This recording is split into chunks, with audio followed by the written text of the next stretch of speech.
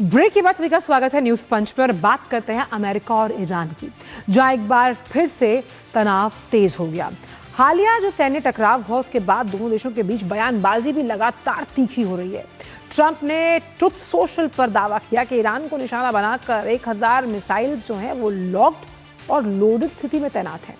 साथ ही उन्होंने ये भी माना कि ईरानी सरकार ने अगर उन्हें निशाना बनाया तो ऐसा करने की वो कोशिश करते हैं तो अमेरिका के पास पूर्ण सैन्य क्षमता मौजूद है। यानी कि लगातार अपने अपने दावे हैं, अपने अपनी बातें वो कही जा रही हैं, लेकिन सवाल ये कि आखिरकार शांति स्थापित करने की जो लगातार पुरजोर कोशिश की जाती है वो कमज़ोर क्यों पड़ जाती है। ट्रंप ने यह भी दावा किया है कि अमेरिकी जो सेना है उसके पास ये क्षमता मौजूद है कि वो कई महीनों तक इस युद्ध को और आगे लेकर जा सकती है और आवश्यक आदेश अगर दिया जाता है तो इस सैन्य अभियान को लंबे समय तक चलाने की जो क्षमता है वो अमेरिका के पास मौजूद है। तो ये जो नया टकराव है वो अब किस तरफ इशारा करता है, पूरा वर्ल्ड ऑर्डर हम देखते हैं कि वो बिगड़ा हुआ है। ये कुछ ग्राफिक्स से समझते हैं इस पूरे खबर का लब्बो लुबाब। तो फिर से शुरू हो गई है जंग, क्योंकि ईरान पर यूएस की ताबड़तोड़ बमबारी हुई। 140 मिलिट्री ठिकानों पर एयर स्ट्राइक की गई है। मिसाइल और ड्रोन साइट्स को तबाह किया गया। बुशहर दक्षिणी ईरान में धमाके हुए हैं और यूएस सेना ने इस हमले की जानकारी दी है। अब ट्रंप ने यह भी ऐलान कर दिया कि सीज फायर खत्म हो चुका है। अब ये तो बात हुई अमेरिका की, लेकिन इसके जवाब में ईरान का क्या कहना है आइए आपको वो भी बताते हैं। तो ईरान के जो जवाबी हमले हैं उसमें अगर बात की जाए तो खाड़ी में अमेरिकी ठिकानों पर अटैक किया गया और कुवैत, बहरीन, यूएई पर हमले किए गए। यानी कि जो डोमिनिकन इफेक्ट है, निशाना बनाना है अमेरिकी सैन्य अड्डों को, लेकिन ये होता हुआ खाड़ी देशों से आ रहा है, इसे डोमिनिकन इफेक्ट कहते हैं। और यूएस पर समझौता तोड़ने का आरोप कौन लगा रहा है? ईरान। ईरान कह रहा है कि एक तरफा समझौते का दौर अब खत्म हो चुका है और अब अगले आदेश तक हॉर्मुज स्ट्रेट जो है वो बंद रहेगा। यानी हॉर्मुज जलडमरू मध्य, जहां से हम ये मानते हैं कि वो सबसे बड़ा व्यापारिक गलियारा है, उसे फिर से बंद कर दिया गया। लेकिन आखिरकार ये नौबत आई क्यों? हम जानते हैं कि बीच में वहां पर सीज फायर हुआ था, ये टकराव बढ़ा क्यों?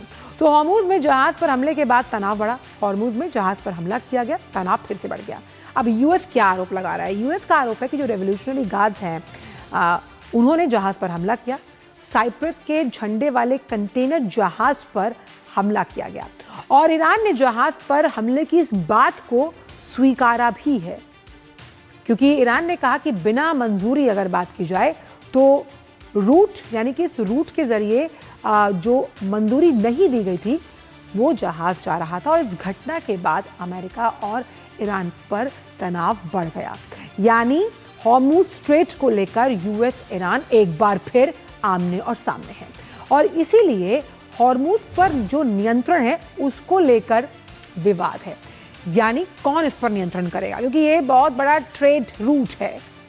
अमेरिका चाहता है कि हॉर्मुज खुला रहे और हॉर्मुज खुला रहने की वजह से जहाज़ों की आवाजाही, उनका आवागमन आराम से हो पाए, क्योंकि हम जानते हैं कि फिर तेल का संकट होता है, जो ऑयल प्राइसेस हैं वो हाइक हो जाती हैं। हॉर्मुज पर नियंत्रण ईरान भी चाहता है। अमेरिकी दखल अंदाजी को ख़त्म करने की मांग भी है और ज़रूरत पर जहाज़ रुकने की चेतावनी भी यहाँ दी गई है। अब इस पूरी खबर को हमारे सहयोगी चंद्रशेखर जोशी के पास लेकर चलते हैं और एंगल के जरिए समझने की कोशिश करते हैं। चंद्रशेखर, बहुत हम कह सकते हैं प्रिडिक्टेबल होता जा रहा है कि लगातार शांति वार्ताएं होती हैं, सीज फायर का ऐलान होता है, लेकिन वो टिक नहीं पाता। आखिरकार वो समय हम कब देख पाएंगे कि लंबे अंतराल के लिए ये सीज फायर टिक पाएगा? और अभी जो हालात हैं आप किस तरह से देखते हैं? बिल्कुल, अभी के जो हालात हैं उसमें एक चीज बहुत साफ है कि सबसे पहले ईरान वहां पर हमला कर रहा है। ईरान वहां पर जो शिप जो ईरान के बताए हुए रास्ते नहीं है वहां से गुजर रहे हैं उन पर ईरान हमला कर रहा है और उसके बाद अमेरिका ईरान के ऊपर हमला कर रहा है और बदले की कार्रवाई के तहत जो ईरान है वो दूसरे खाड़ी देशों में हमला कर रहा है। अब जो ताजा घटना है इसमें जो एमवी गैलेक्सी जो साइप्रस के फ्लैग वाला जहाज था जिस पर हमला किया ईरान ने, उसमें 11 भारतीय नाविक थे। 10 नाविकों को जो भारत का ओमान में मिशन है उसने ओमान की नेवी के साथ मिलकर उन 10 नाविकों को बचा लिया, लेकिन एक नाविक अभी भी लापता है। जी। तो ये स्थिति वहां पर काफी गंभीर हो रही है और भारत सरकार की ओर से इसकी कड़ी निंदा की गई है। भारतीय विदेश मंत्रालय की ओर से एक बयान जारी किया गया है जिसमें निंदा की गई है कि किस तरह से जो वाणिज्यिक जहाज हैं उन पर जो हमला किया जा रहा है उसकी निंदा की गई है। इलाके में जो सिविलियन इंफ्रास्ट्रक्चर है उन पर जो हमला किया जा रहा है उसकी निंदा की जा रही है।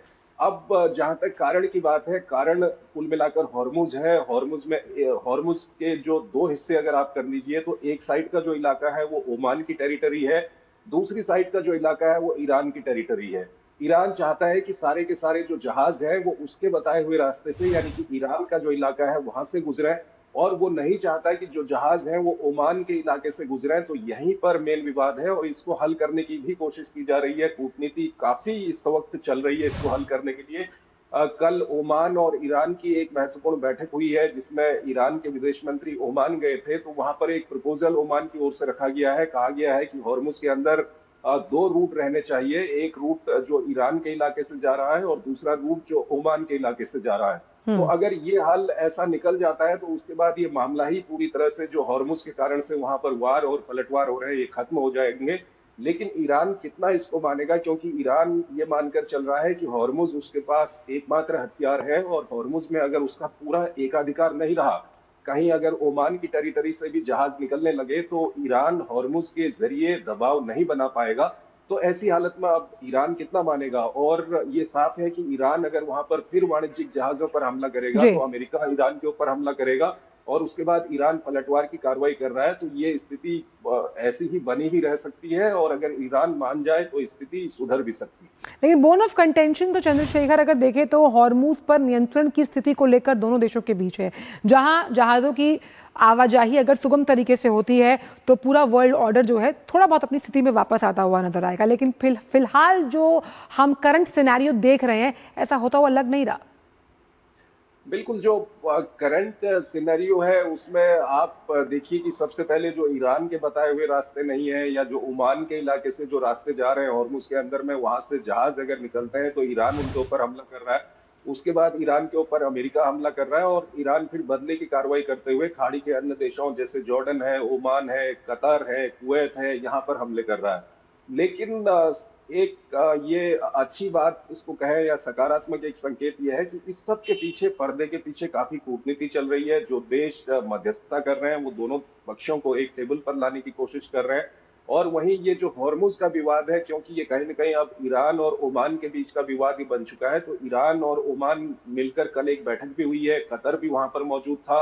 तो इसको हल करने की कोशिश की जा रही है। अगर ये हल हो जाए तो उसके बाद जो अमेरिका और ईरान के बीच में बातचीत चल रही है एक जी। फाइनल समझौते पर पहुंचने के लिए, वो आगे बढ़ाई जा सकती जी। है। लेकिन देखना ये होगा कि अब ये ईरान कितना मानेगा हॉर्मुज को लेकर के, क्योंकि यहाँ पर जो मूल जड़ है वो यही है कि ईरान बिल्कुल नहीं चाह रहा कि हॉर्मुज पे किसी और का अधिकार हो। हालांकि प्राकृतिक रूप पे वहां पे ओमान का अधिकार है आधुनिक हॉर्मुज पे, लेकिन ईरान चाहता है कि पूरी तरह से जी। उसी का एक अधिकार रहे ताकि वो दबाव बना सके, इसको एक हथियार के तौर पर इस्तेमाल करने के लिए। बिल्कुल, बहुत बहुत शुक्रिया आपका चंद्रशेखर इन तमाम जानकारियों को हमसे साझा करने के लिए।